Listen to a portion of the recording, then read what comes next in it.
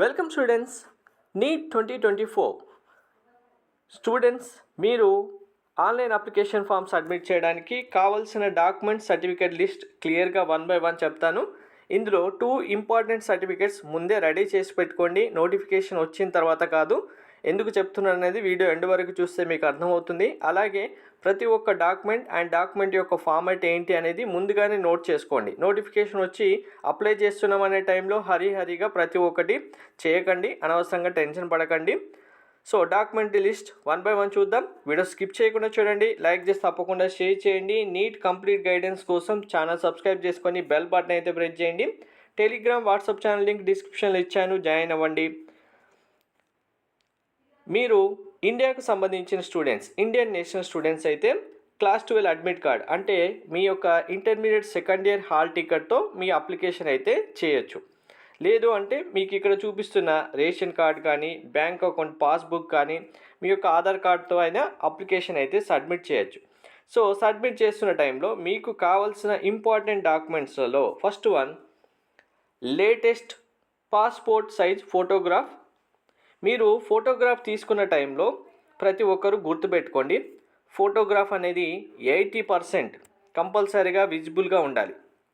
ఎవరైనా స్టూడెంట్ మీరు passport size photo తీసుకున్నప్పుడు 80% విజిబుల్గా ఉండాలి, ఇయర్స్ కూడా కనిపించాలి. బ్యాక్గ్రౌండ్లో వైట్ బ్యాక్గ్రౌండ్ పెట్టుకోండి, చాలా బెటర్.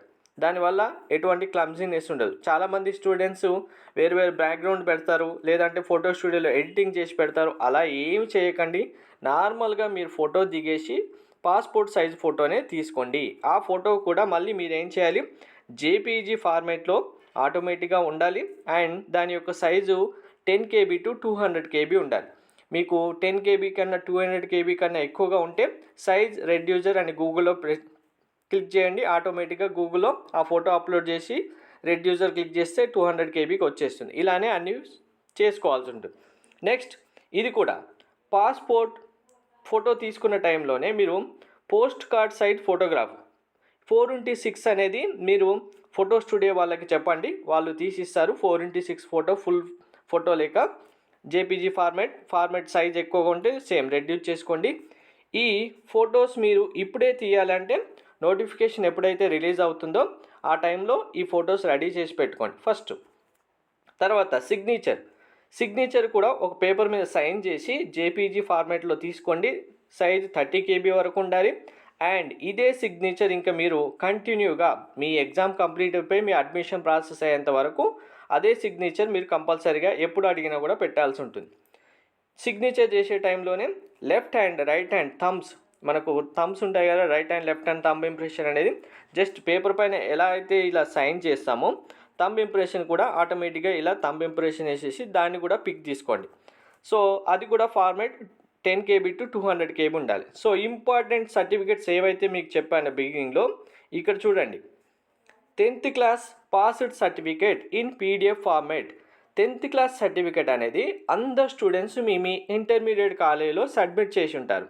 సో ఇప్పుడు మీరు మీ యొక్క ఇంటర్మీడియట్ కాలేజ్ నుంచి 10th క్లాస్ ఒరిజినల్ సర్టిఫికేట్ తీసుకొని ఆ సర్టిఫికేట్ని PDF ఫార్మాట్లో కన్వర్ట్ చేసుకోవాలంటే మీరు మొబైల్లో స్కానర్ ఉంటుంది కదా, మొబైల్ స్కాన్ చేసి ఇమేజ్ టు PDF కన్వర్ట్ చేసి అప్లోడ్ చేయాల్సి ఉంటుంది. ఒరిజినల్ సర్టిఫికేట్, జిరాక్స్ కాదు. మీ ఇంట్లో జిరాక్స్ ఉంది కదా, జిరాక్స్ని ఫోటో తీసి నేను PDF మార్స్తానంటే కుదరదు.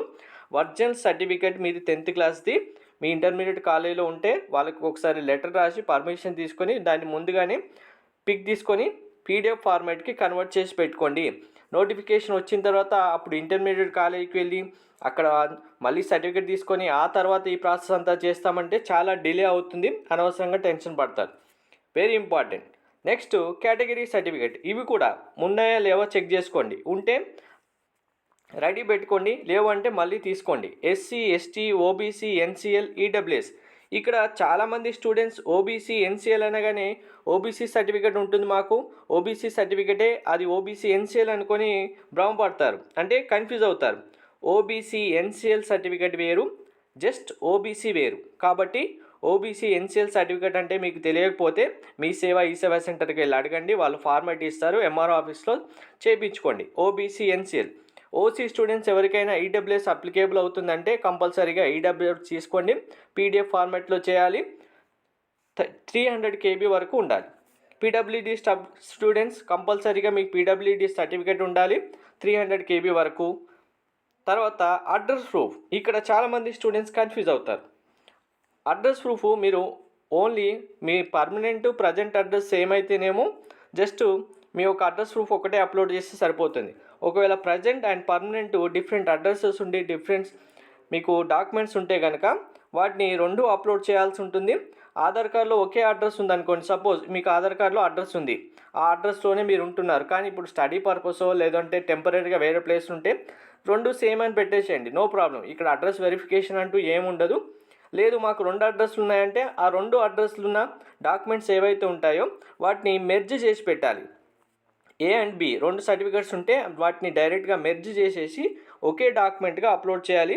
డైరెక్ట్గా గూగుల్లో మెర్జర్ అని క్లిక్ చేయండి, వచ్చేస్తుంది పీడిఎఫ్ ఇమేజ్ మెర్జర్, దాన్ని క్లిక్ చేసుకొని దాంతోపాటు అప్లోడ్ చేస్తే సరిపోతుంది. సో ఇవి మీకు కావాల్సిన మెయిన్ ఇంపార్టెంట్ డాక్యుమెంట్స్. నేను ఇంపార్టెంట్ అని చెప్పినవి ముందే రెడీ చేసి పెట్టుకోండి. Thank you.